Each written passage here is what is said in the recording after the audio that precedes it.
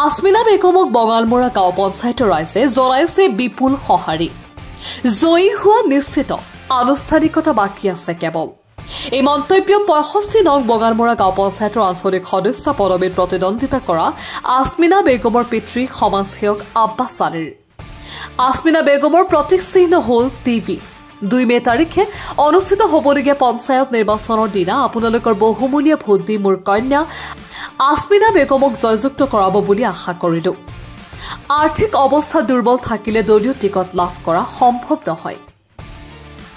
News desk report, Lakhimpur গ্ৰাম TV.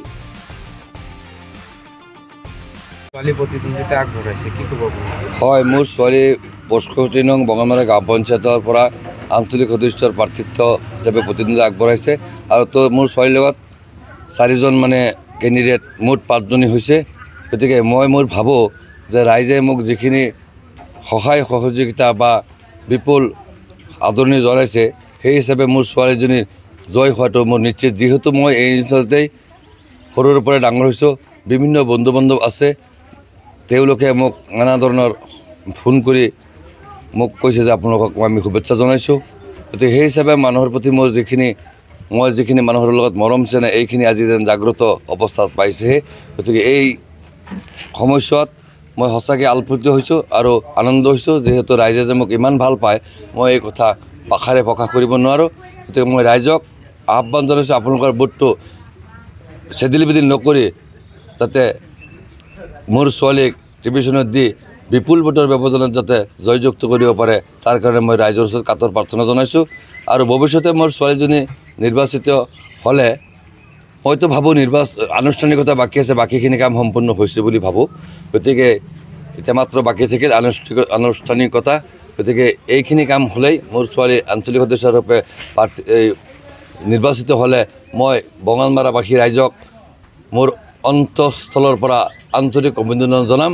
আৰু যিখিনি চৰকাৰৰ ফালৰ সা সুবিধা আহে মই কোনো জাতি ধৰ্ম বৰ্ণ হিচাপে চিন্তা নকৰি এইখিনি যাতে 10টা ৱাৰ্ডত সমবিতৰণ কৰিব পাৰে, তাৰ প্ৰতি মোৰ ছোৱালীজনীক মই সদায়ে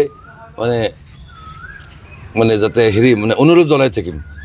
আপোনাৰ ছোৱালীৰ লগত কোনজনী প্ৰাৰ্থী প্ৰতিদ্বন্দ্বিতা হ'ব বুলি ভাবে? এতিয়া চাওক, আজি যিটো দলীয় প্ৰতীক হৈছে, যিহেতু চৰকাৰে এটা ভাল পদক্ষেপ লৈছে যে 8 নম্বৰৰ কোনো দলীয় প্ৰতীক নাই, সেইদিনাই মই ভাবিছিলোঁ যে এইবাৰ দলীয় প্ৰতীকৰ কোনো কাম নাই।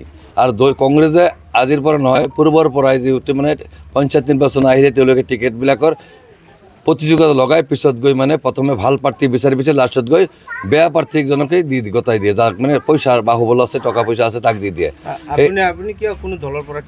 মই দলৰ পৰা ৰাইজৰ আহ্বানত মই বিচাৰিছোঁ, ৰাইজৰ দলৰ টিকেটটো বিচাৰিছিলোঁ, কিন্তু ৰাইজে দলৰ টিকেটটো ল'বলৈ মোৰ ইচ্ছা নাছিল।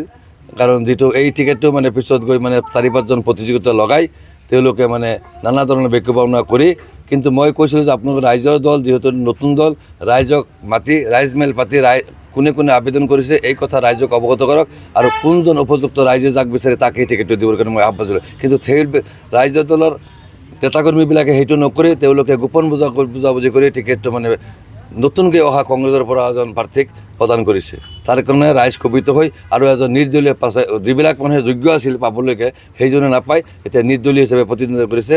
গতিকে তাতো এটা ফাট মিলিছে। কংগ্ৰেছৰ মানুহজনক যে টিকেট প্ৰদান কৰিছে, টকাৰ লেনদেন হৈছে নেকি? না, মই টকাৰ লেনদেন হৈছে বুলি মই 100% ভাবোঁ। কাৰণ যিহেতু আপোনাৰ কংগ্ৰেছ প্ৰাৰ্থীজন আগতে জিলা পৰিষদ 5 বছৰ খাইছিলে, ৰাইজৰ লগত ঘনবিচ্ছিন্ন হৈছিলে, ৰাইজে তেওঁক কোনো ধৰণৰ বৰ্তমান সঁহাৰি জনা নাই, আনকি তেওঁ বৰ্তমান অকলশৰীয়া অনুভৱ কৰি অনাই বনাই ঘূৰি ফুৰিছে বুলি মোৰ বিশ্বাস।